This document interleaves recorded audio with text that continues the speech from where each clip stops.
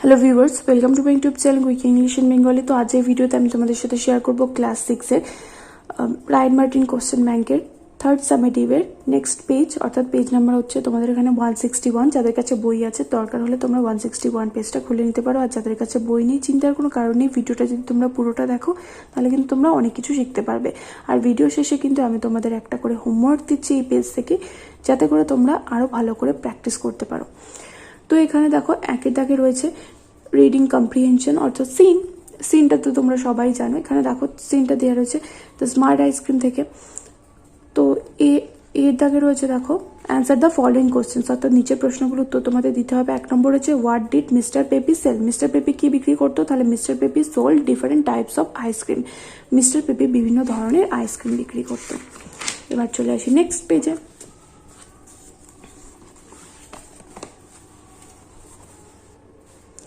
Next 2 number, what did mister Pepe say to the speaker once. Mister Pepe বক্তাকে বা গল্পের যে কথক তাকে কি বলেছিল এক সময় মিস্টার পেপি, এই যে গল্পের যে বক্তা তাকে কি বলেছিল? Mr Pepi once told the speaker that the latter কেন লিখেছি? ল্যাটার মানে হচ্ছে পরের জন। এখানে যদি আমি হি ইউজ করতাম, দেখো এখানে যদি আমি হি বলতাম তাহলে তোমরা বুঝতে পারতাম মিস্টার পেপি নাকি স্পিকারের কথা বলছি। তাই তোমরা কি করবে? ফর্মার, ল্যাটার এগুলো দিয়ে লেখা শুরু করবে। ফর্মার মানে হচ্ছে আগের জন, মানে এখানে তার নামের পরিবর্তে আমি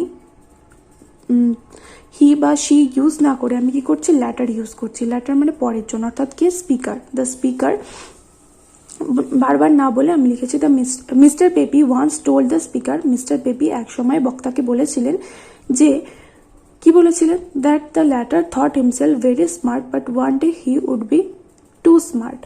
এই যে বক্তা নিজেকে খুবই বুদ্ধিমান মনে করে, কিন্তু সে একদিন আরো বুদ্ধিমান হয়ে উঠবে। Next, write as synonym to the word soft hearted মানে নরম হৃদয়ের, এটার একটা সিনোনিম লিখতে বলেছে। তাহলে কি হবে? Generous is the synonym of the word soft hearted. Generous মানে কি? দয়ালু, কাইন্ড। তাহলে এখানে জেনারাস হলো এই সিনোনিম সফট হার্টেডের। নেক্সট বিয়ের দাগে এখানে রয়েছে ট্রু ফলস লিখতে বলেছে, আর সাপোর্টিং স্টেটমেন্টও দিতে হবে। Mister Pepi sold ice cream of only one flavour. Mister peppy একটা স্বাদের আইসক্রিম বিক্রি করতো, এটা হবে ফলস। সাপোর্টিং স্টেটমেন্ট কি হবে? He had every flavour there is. Next 2 number, it all started with the man who stole chocolates. এই সব কিছু শুরু হয়েছিল একটা মানুষকে দিয়ে যে চকলেট বিক্রি করতো, না আইসক্রিম বিক্রি করতো, তাহলে তাকে দিয়ে শুরু হয়েছিল, তাহলে এটা ফলস হবে। সাপোর্টিং স্টেটমেন্ট কি হবে? It all started with the ice cream man Mr Pepi. Next, some kids said that it made you sick when you were fine. কিছু বাচ্চারা বলতো যে যখন তুমি মানে তোমাকে এটা অসুস্থ করে, যখন তুমি সুস্থ থাকবে তখন এই আইসক্রিম খেলে কি হবে? তুমি অসুস্থ হয়ে পড়বে। তাহলে এটা ফলস হবে, কারণ ওরা বলতো যে তুমি যদি অসুস্থ থাকো তাহলে যদি আইসক্রিমটা খাও তুমি সুস্থ হয়ে উঠবে। Some kids said that it made you better when you are sick. Next C এর দাগে রয়েছে complete the following sentences information from the text, অর্থাৎ টেক্সট থেকে ইনফরমেশন নিয়ে, অর্থাৎ সিন থেকে ইনফরমেশন নিয়ে এগুলো পূরণ করতে হবে। 1 নম্বর হচ্ছে the ice cream man felt sorry for poor people. গরিব মানুষের জন্য দুঃখ প্রকাশ করতো। The ice cream man was too soft hearted. খুবই নরম হৃদয়ের মানুষ ছিল এই আইসক্রিমওয়ালাটা। The ice cream man sold ice cream of all different types. আইসক্রিমটা কি করতো? বিভিন্ন স্বাদের আইসক্রিম বিক্রি করতো বা বিভিন্ন ধরনের আইসক্রিম বিক্রি করতো। The speaker laughed and walked of. এই যে বক্তা সে কি করলো? হেসে চলে গেল। নেক্সট 2 এর দাগে রয়েছে দেখো I will go with my father a ploughing থেকে রয়েছে। তো 2 এর দাগের এইতে যে প্রশ্নটা রয়েছে দেখো, where will the child go with its father for ploughing. তো শিশুটা তার বাবার সাথে জমি চাষ করতে বা জমিতে লাঙল দিতে, শিশু তার বাবার সাথে জমিতে লাঙল দিতে কোথায় যাবে? The child will go to the green field by the sea for ploughing. সমুদ্রের ধারে সবুজ জমিতে শিশুটা তার বাবার সাথে জমিতে লাঙল দিতে যাবে। Next, who will come flocking after the child. কে বা কারা শিশুটাকে দলবদ্ধভাবে ঘিরে ধরবে? কারা ধরবে? তাহলে rooks, crows and seagull will come flocking after the child. Next, what song will the child's father sing. শিশুটার বাবা কি গান করবে? The child's father will sing the plough song. জমি চাষার গান করবে। Write the name of the poem. এই কবিতাটার নাম লিখতে বলেছে, তাহলে the name of the poem is I will go with my father a ploughing. Next বিয়ের দাগে রয়েছে complete the following sentences with information from the text. তো টেক্সট থেকে ইনফরমেশন নিয়ে পূরণ করতে হবে শূন্যস্থানগুলো। 1 নম্বর রয়েছে the father of the child will sing the plough song that blesses the cleaving share. 2 number the child will sing to the patient horses. শিশুটা কাদের উদ্দেশ্যে গান করবে? শান্ত ঘোড়াদের উদ্দেশ্যে। The rooks and the crows and the starlings will come flocking after the child. Okay, next C এর দাগে রয়েছে ট্রু ফলস। তো এখানে সাপোর্টিং স্টেটমেন্ট দিতে বলেন, জাস্ট ট্রু ফলস লিখতে বলেছে। সাপোর্টিং স্টেটমেন্ট যদি লিখতে বলতো তাহলে কিন্তু তোমাদের অবশ্যই জায়গা ছাড়তো। নেক্সট এখানে দেখো 1 নম্বর রয়েছে the name of the poet is কোলিসিভার। এই যে কবির নাম হচ্ছে কোলিসিভার, এটা ফলস হবে কারণ এখানে কবির নাম কিন্তু কোলিসিভার নয়। কি তোমরা সেটা আমাকে কমেন্ট করে বলবে, এই কবির নাম কি? Okay, I will go with my father a ploughing এর কবির নাম কি সেটা তোমরা আমাকে কমেন্ট করে বলবে, তাহলে এটা ফলস হবে। তাহলে the child will go with its mother for sowing. শিশুটা তার মায়ের সাথে জমিতে বীজ বপন করতে যাবে, এটা ফলস হবে। Next the child will go to the red field by the sea for sowing. শিশু কি করবে? সমুদ্রের ধারে লাল জমিতে যাবে বীজ বপনের জন্য, তাহলে এটা ট্রু। নেক্সট এখানে চলে আসি আমরা, একটা আনসিন আছে, আনসিনটা দেখো।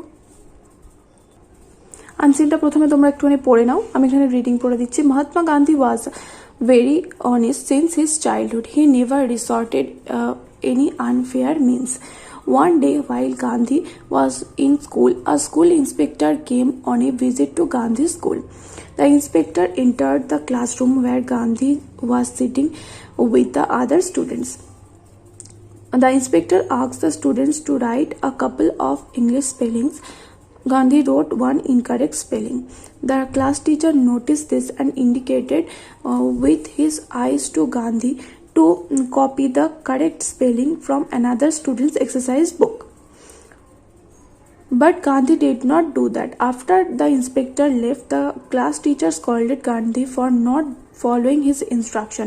Gandhi bravely said that copying is a dishonest act and that is why he had not done it.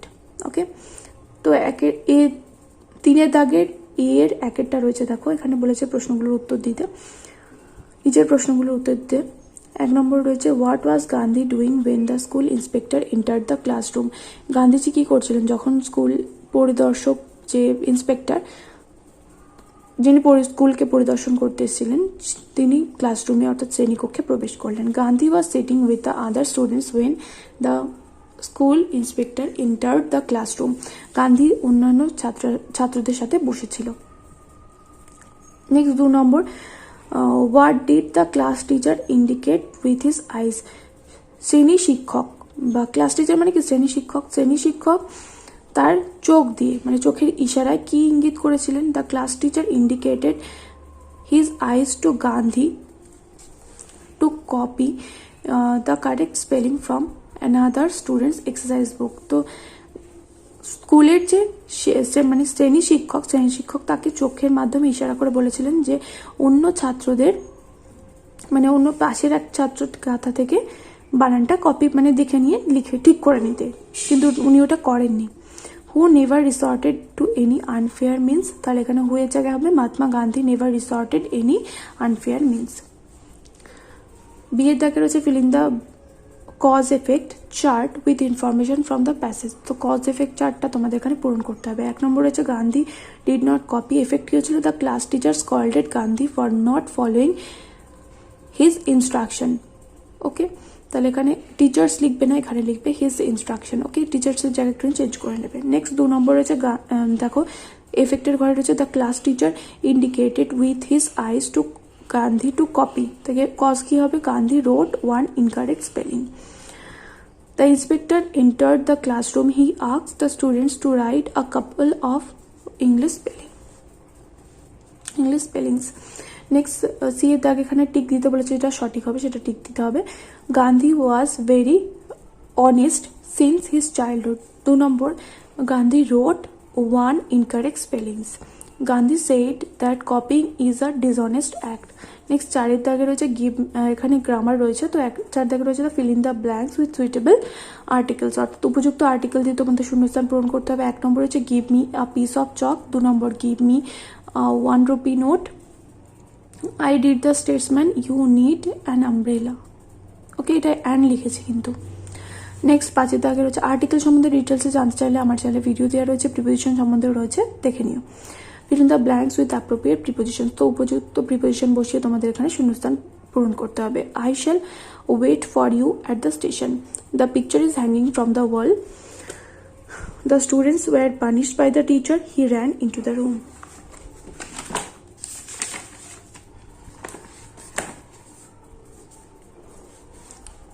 তো এখানে আমি 6 দাগে দিয়েছি তোমাদের এটা homework. Fill in the blanks with a verb in agreement with the subject by choosing from the brackets, তো এটা তোমরা দেখে নাও যে ব্র্যাকেটে যে ভার্বগুলো রয়েছে সেটার মধ্যে যেটা সঠিক হবে সেটা শূন্যস্থানে বসাবে। 1 নম্বর রয়েছে neither Rima nor Gita dash permitted to leave office, 2 number the doctor and the teacher dash neighbours, either he or I dash mistaken, the ship with its crew dash delayed.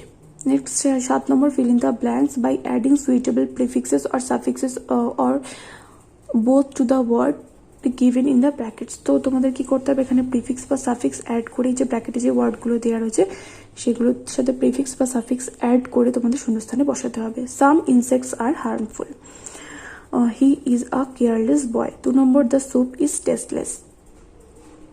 Next he is irregular in the class. Next 8 দাগে রয়েছে বলেছে এগুলো কি ধরনের sentence, exclamatory, imperative নাকি optative সেটা তোমাদের লিখতে হবে। আর অবশ্যই করে পাশে কিন্তু সেন্টেন্স লিখবে, সেন্টেন্সেস লিখবে না। অনেকে দেখেছি সেন্টেন্স বানান মুখস্থ করে না, সেন্টেন্সেস বানানটা দেখে দেখে লিখে দেয়, এসটা কিন্তু লিখবে না, জাস্ট সেন্টেন্সটা লিখবে। ওকে, তো 1 নম্বর রয়েছে ওবে ইউর টিচার্স, এটা হবে imperative sentence. May you have a long life, এটা হবে optative sentence. Next hurrah we have won the match এট এক্সক্লামেটরি, প্লিজ হেল্প মি, এটা হবে ইম্পারেটিভ সেন্টেন্স। তো এখানে তোমাদের শেষ হলো পেজ নাম্বার মানে 3rd সামেটিভের একটা পেজ। তো পরের দিন আমি তোমার সাথে আরও একটা পেজ শেয়ার করবো, পারলে ভিডিওটা শেয়ার করে দিও। দেখা হবে নেক্সট ভিডিওতে, চিলড্রেন।